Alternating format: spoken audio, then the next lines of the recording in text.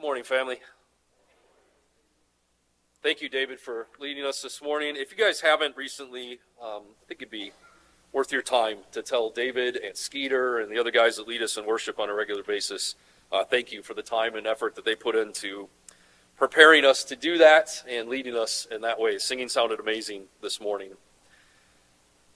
There's nothing better in the whole world than changing your clocks and having to wake up unnecessarily an hour earlier than normal. Can I get an amen? Really? You guys are lying.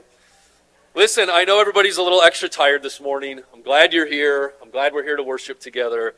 Do me a favor, if you feel like, preachers used a little too many words today, my eyes are rolling back in my head. If you feel like you're going to go, like you're just going to sleep, it's it. You're out. Put your sunglasses on before you do it, and at least I can convince myself that you're listening along. That would be very beneficial. I appreciate that. We're in John chapter 13 this morning as we continue our journey through the Gospel of John.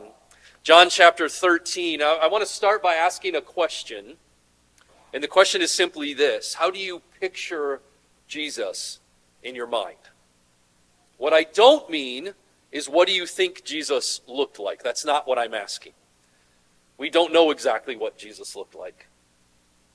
The great artists, the Western European artists that helped to stir the imagination of Christians and still do today, as they were putting Jesus on canvas, they tended to make him look like they looked. So we get long-haired, white-skinned Jesus, right? We know that's not what he looked like.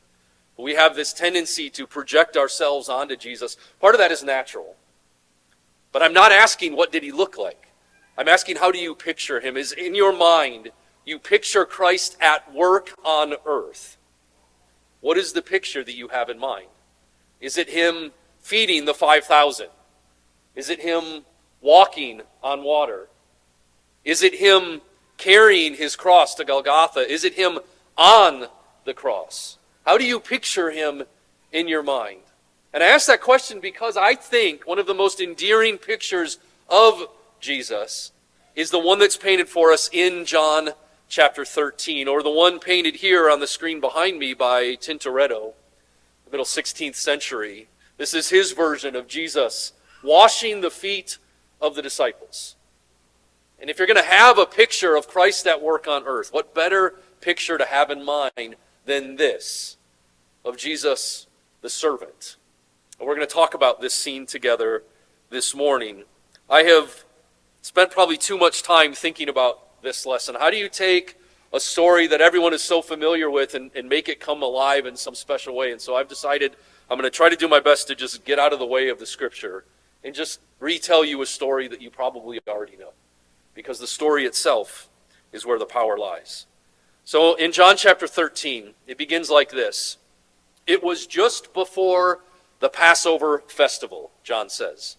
Jesus knew that the hour had come for him to leave this world and to go to the Father. And having loved his own who were in the world, he loved them to the very end. So John is setting the scene for us. We've been talking about kind of the timeline of John and how John has come to an end of Jesus' earthly ministry, and we are here now in the final week of Jesus' life on earth as it leads up to his crucifixion.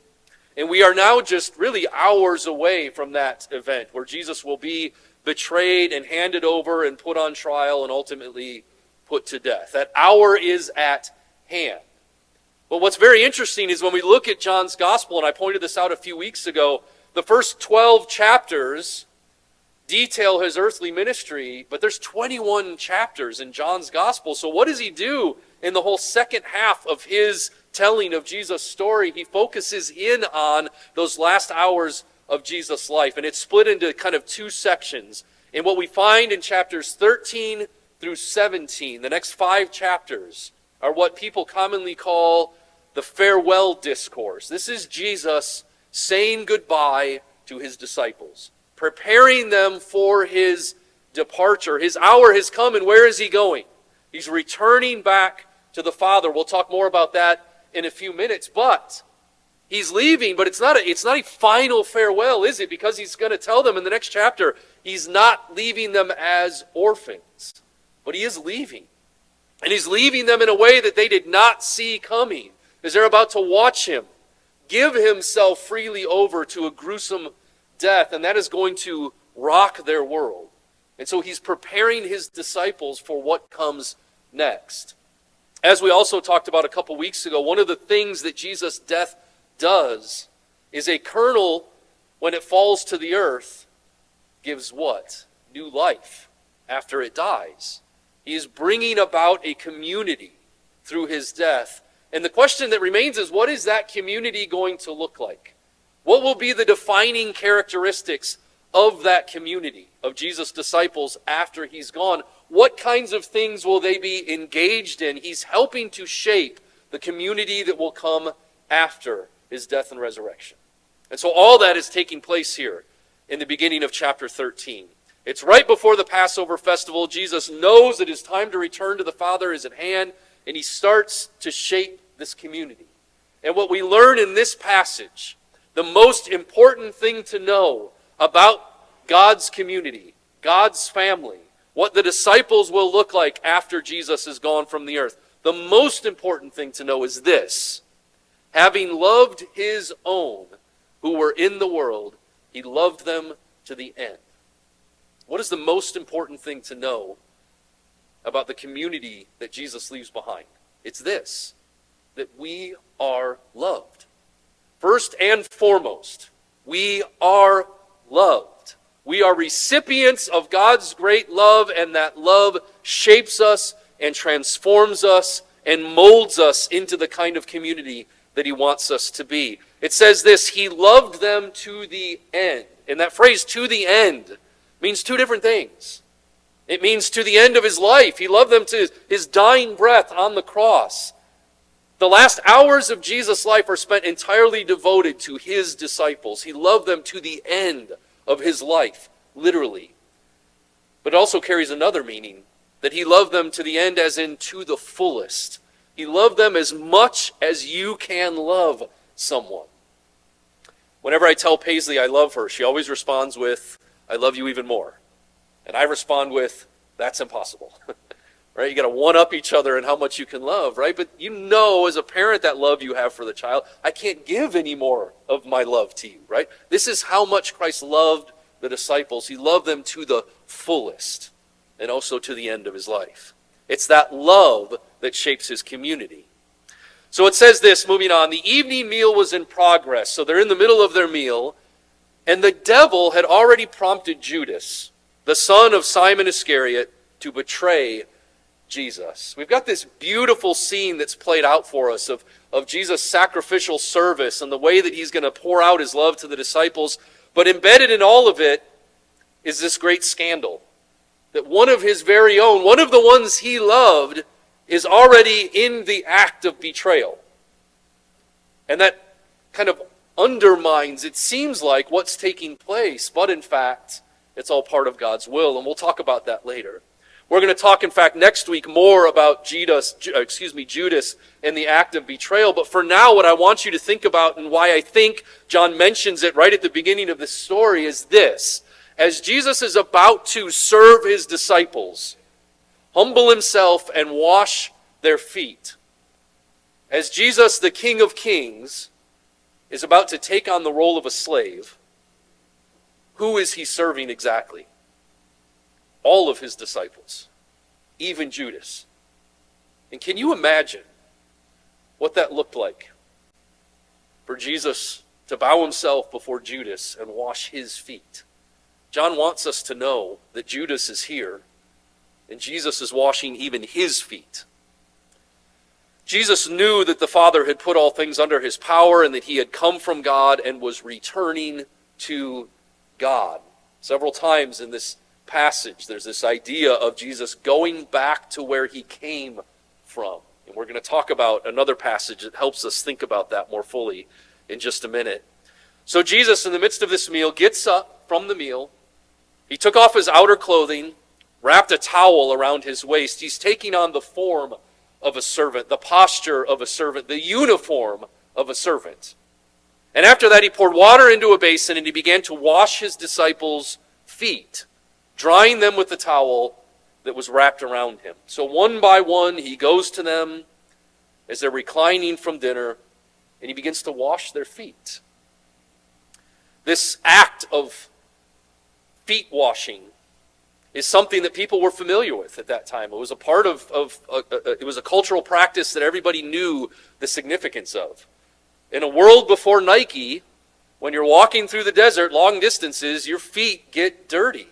And it was an act of hospitality when you got to someone's house to at least offer a basin of water so that they could wash their own feet. This is a hygienic practice that was commonplace at the time. If you go to Luke chapter 7, there's this story told of a woman who comes into a meal that someone is hosting and Jesus is there, and she begins to wash his feet with her tears.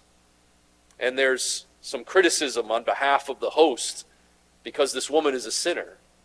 And doesn't he know, if he were a real prophet, surely he would know the kind of woman that's touching him right now, and he would put an end to it. And Jesus asks the host, he says, "Can I tell you something?" And so he begins to tell him a story about forgiveness. And then he says, he turns toward the woman and said to Simon, the host, "Do you see this woman? I came into your house," and listen, he's critical of his hospitality. "You did not give me any water for my feet. You didn't even offer me the basic hospitality. You didn't give me a basin of water so I could wash my feet. And yet here is this woman doing what? Wetting my feet with her tears and wiping them with her hair." It's a beautiful story, but it's not about that story. I just want to show you that it's a cultural practice at the time. At the very least, you have people in your home, you offer them some water to wash their feet. If you were wealthy enough to have servants, then you had people who would do the foot washing for you. This is something reserved for slaves and servants. The servants did the foot washing. This is not something the host would do. This is something the servants did. They had people for that. And so this is part of the practice.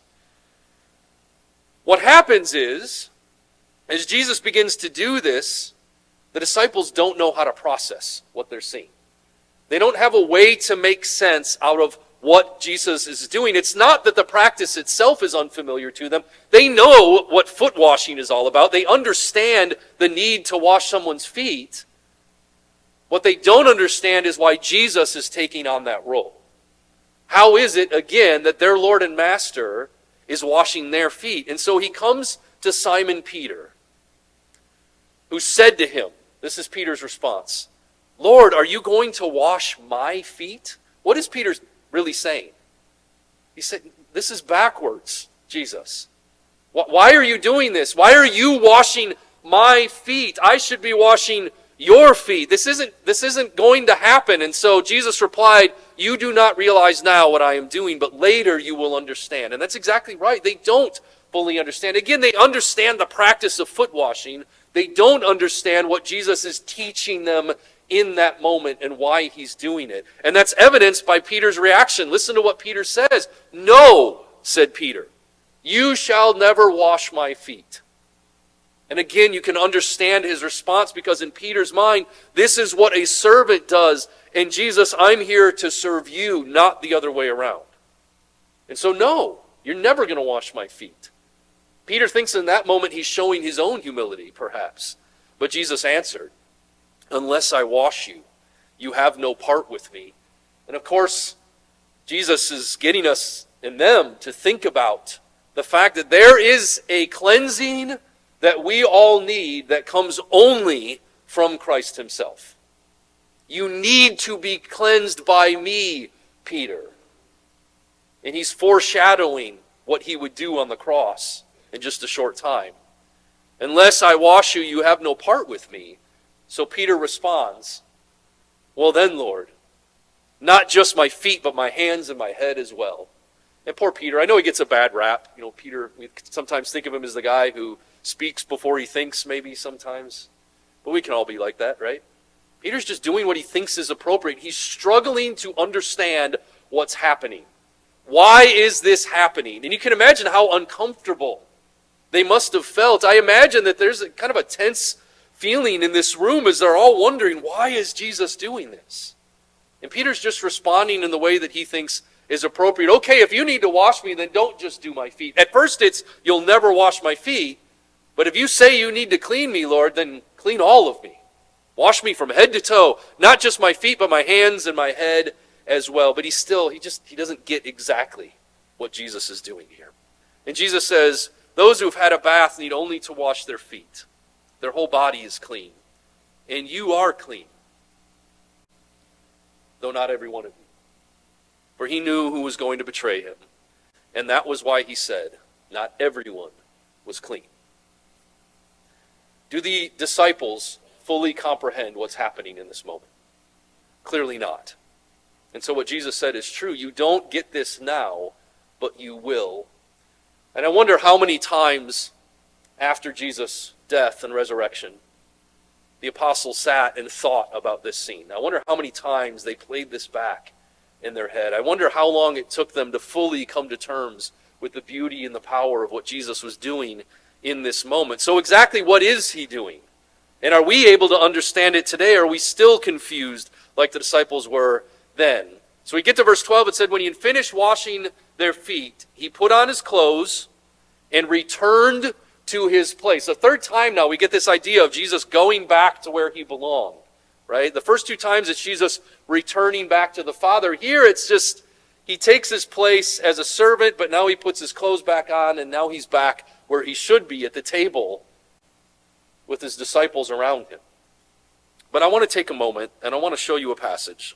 It's Philippians 2. Skeeter read part of it for us before the lesson. But if you would, turn to Philippians 2. You will hear me, as long as you guys allow me to preach to you, reference Philippians 2 over and over and over and over again. It is an amazing passage. And it is, I think, foundational to our understanding of who Christ is and who we are because of who Christ is. In Philippians 2, Paul starts like this, in verse 1. Therefore, if you have any encouragement from being united with Christ, of any comfort from his love, of any common sharing in the Spirit, of any tenderness and compassion, then make my joy complete by being like-minded, having the same love, being one in spirit and one of mind. Do nothing out of selfish ambition or vain conceit. Rather, in humility, value others above yourselves, not looking to your own interests, but each of you to the interests of others. In your relationship with one another, have the same mindset as Christ Jesus, who, being in very nature God, did not consider equality with God something to be used to his own advantage. Rather, he made himself nothing by taking the very nature of a servant, being made in human likeness, and being found in appearance as a man, he humbled himself by becoming obedient to death, even death on a cross. Jesus left the lofty heights of heaven to take on humanity in a great act of humility, and made himself a servant to all people so that he could save us. And in moments like these, we see that service put on display when he literally takes on the role of a servant. But what Paul says here is true. The ultimate act of service, the ultimate act of humility for the Son of God himself is what? Is death. And death on a cross. And Jesus is hours away from that event, and he knows that it's coming, and he's trying to help his disciples come to terms with that. But here's what I want you to see. Jesus left heaven, came to the earth, took on the role of a servant, but he doesn't belong in that role forever, does he? And so he's going to return back to where he came from. Where is that?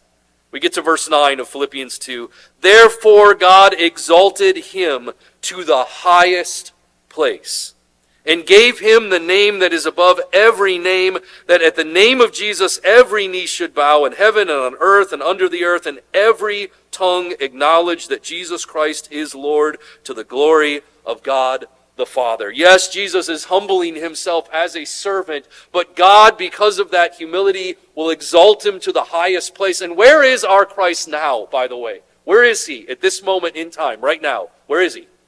At the right hand of the Father in heaven, ruling over all other forms of authority. That's where he is, because that's where he belongs. But do you see the beauty in that? That's where he belongs, but he willingly came down and made himself a servant. Why? To save us, yes, but to show us something. And so he asked this question: do you understand what I have done for you? That's the question. And in that moment, I don't think they did. And in that moment, I don't think they could, because they had not yet seen him on that cross. They didn't yet fully understand what he had come to do. But can we understand it today? He says, you call me teacher and Lord, and rightly so, for that is what I am. But now that I, your Lord and teacher, have washed your feet, you also should wash one another's feet. I have set you an example that you should do as I have done for you. He's teaching us something and then asking us to go and do the same thing he taught us. Something interesting about John and the way that he relates to the synoptics, Matthew, Mark, and Luke. And I've said this before and I will say it again. I think it is beneficial to us and necessary for us to read John alongside the synoptics, because I think he is communicating with them. He is asking us to read as if he is interplaying with the stories the synoptics tell. And so the synoptics record at this point in Jesus' life the Lord's Supper, where Jesus does the same thing he's doing here, in that he says, this is an example I'm giving you, now go and do it again. Because after he's done with the Lord's Supper, what does he say? Take and eat and do this in remembrance of me. As often as you do this in remembrance of me. Again, shaping the community that will follow. And so what do we do every first day of the week when we come together? We do that in remembrance of him. John records something different. He doesn't record the Eucharist the way that the synoptics do, but he has this in the same place. And it's like that in that Jesus is saying, here's what I've done, now you go and do the same. Do it again. But what has he done and what is he asking us to do exactly? Is the best way we can fulfill his command to go and do the same to actually go out and physically wash people's feet today? It's a question worth considering. He goes on, very truly I tell you, no servant is greater than his master, nor is a messenger greater than the one who sent me. Now that you know these things, you will be blessed if you do them. If I, your Lord and teacher and master, showed you this kind of humble service, then what should you be willing to do for each other? That's the question. Do you understand what I have done for you today? What did the early church do with this? Did they make it a practice from this point forward that every time they got together, everybody's shoes came off and they would wash each other's feet? Well, first few centuries after the church, we've got some early church fathers that address this issue, and there's seem to be some conflicting thoughts about it. But in that first century, we don't have any direct evidence that this was part of what Christians did every time they came together, the actual literal washing of each other's feet. And if this is what Jesus wants us to do today, to take each other's shoes off and wash each other's feet, then I don't know anybody here who's practicing that on a regular basis. So is that what he's asking us to do, to physically and actually and literally wash each other's feet? Here's something interesting. In 1 Timothy chapter 5, verses 9 and 10, Paul is talking about a list that the church had of widows that the church would financially support. And first of all, he talks about, listen, if they've got families, let the families support them, because that's their job. But if you're going to put a widow on the list and the church is going to support them, then there are some requirements from the kind of person that widow is. And this is what he says. No widow may be put on the list of widows unless she is over 60, has been faithful to her husband, and is well known for her good deeds, such as, listen to what he says, bringing up children, showing hospitality, washing the feet of the Lord's people, helping those in trouble, and devoting herself to all kinds of good deeds. And what that tells me is, at least in some places, Christians were still washing each other's feet. But again, that had a very culturally bound significance to it at the time. It was important to wash each other's feet. So my question for you today is, how do we fulfill the Lord's command to go and do the same? Is it through actually washing each other's feet? And let me just give you a scenario. Let me say that you're going to host a dinner party at your house, and you invite several different families to come. And you've got people from work, people maybe you know through your kids at school, and you've got people from church, and they all come. And after dinner, you do what Jesus did. And you put on a towel, and you begin to take their shoes off, and you start to wash their feet. What's going to happen? Well, a few things are going to happen. First of all, your friends from church are going to instantly understand what you're doing because they have a place to anchor that reference, right? They get what you're doing. They know the story. They're familiar with it. What about people who've never stepped a foot in the church? People who don't know this story? Is there a cultural anchor point for them to have any idea what you're doing at that point in time? Or are they just going to think, this dude is strange? Yeah, they are. They're going to be weirded out by you taking their shoes off and washing their feet. That's not something we engage in culturally today. So they don't have an anchor point culturally to make sense out of that. And I would just tell you that even among our Christian friends, we don't make this a practice. We are not used to sharing our feet with one another, are we? And some of you are very grateful for that. Because I know some of you, I know for a fact, are weirded out by feet. You don't want people touching your feet. You don't want to touch other people's feet. It's a different world that we live in. And so you start doing that even to some of your Christian friends without their permission. And maybe all you're going to get is a quick karate chop to the neck because they don't want their feet touched. I'm just saying, let's think critically about this. Does that mean that there is never going to be a scenario in which washing another person's feet has the same significance that it did for Christ at that time? No, absolutely not. There are still powerful ways in which washing another person's feet can communicate the same thing Jesus was. I'm just saying that culturally it's not bound to that specific act. The question for us is twofold. Number one, what things do we avoid doing for others because they are beneath us? Because that's what this was. This was an act reserved for servants. And for anyone who wasn't a servant, this was beneath them. So to watch Jesus do this for the disciples, why would we do that? That's beneath him. How can we sit here? This is Peter's thinking. How can I sit here and let my Lord wash my feet? That's not acceptable. Maybe it's not foot washing for us today, but are there things culturally today for us that we don't do because we have people for that? Are there things we don't do because it is beneath us? Are there things we don't do because I pay someone else to do that? Yes? Are there? Yes, there are.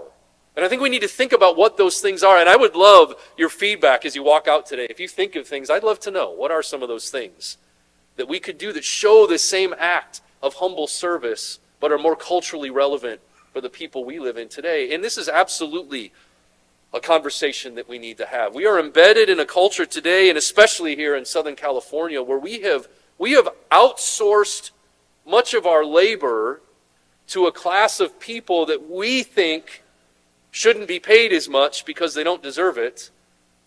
And then we get mad at them for stealing our labor. You know what I'm talking about.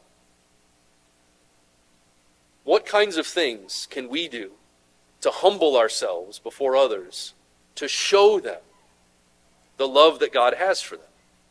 So that's the first question. What things do we avoid doing for others because they are beneath us?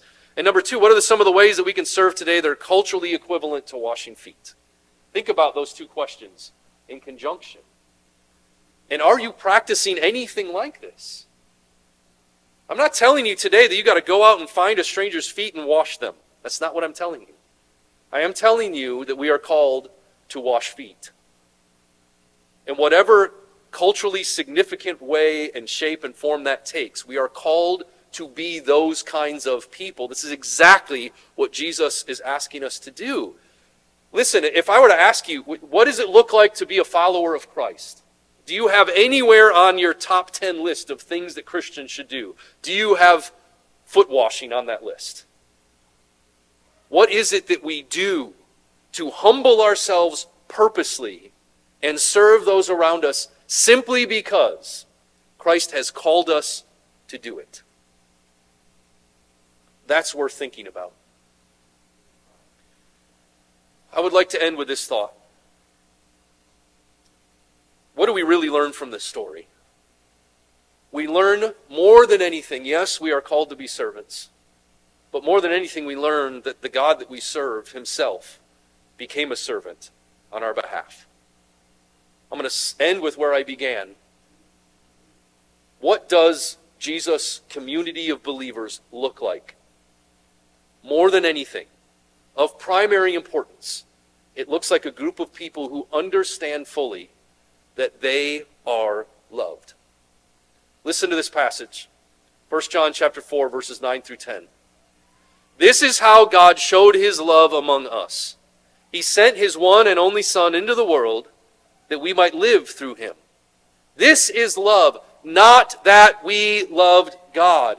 Listen, when we go out into the world and we engage in acts of foot washing, whatever they are, when we serve other people purposefully, out of humility, in order to show them the love of God, we are not putting our own goodness on display. Do you understand what I'm saying? We're not doing that because we want them to look and say, look what an amazing person this is that would do this for me. No. It's not a display of our own goodness. It is a display of the goodness of the God who loves us. All we are doing when we serve is reciprocating the love that God first gave to us. Why do we love? Because he first loved us. As these disciples are preparing for the death of Jesus, as he's getting them ready for the kind of community that he wants them to be afterwards, the lesson he starts with is this, that he loved them to the very end. And he showed them that by taking on the role of a servant and doing the unthinkable. Why? Because he wanted them to know how much he loved them. This is love, not that we love God, but that he loved us and sent his Son as an atoning sacrifice for our sins. Who are we as God's people? First and foremost, we are loved. We are loved. How do we reciprocate that love? That's what we're going to talk about in our follow-up to this lesson next week. And I invite you back to that as we talk more about how our love impacts the world around us and how we become agents of God's love when we choose to engage in acts of service. For now, a simple invitation. We've been witness to quite a few baptisms lately, and it's been awesome. One of the coolest things I've done in ministry lately was this morning. I keep forgetting to gather up the towels that we use after the baptism so we can take them home and wash them. And I finally remembered today, and the pile was enormous. And that made me so happy to carry out this giant pile of wet towels because we used them, right? And so I don't know of anyone this morning who's ready to make that decision to put on Christ in baptism. But if you are, we filled it up and it's warm yet again this morning. And there are some clean towels back there. So if you're ready to make that decision this morning, let's keep growing this kingdom. Let's continue to celebrate what God is doing through us. But let's never forget that it's not because of us or our ambition or our brilliance or our goodness. It is all because of his overwhelming love. And with that, the lesson is yours. Will you stand and sing this song? If we can serve you in any way, let me know. Let's stand and sing this song together.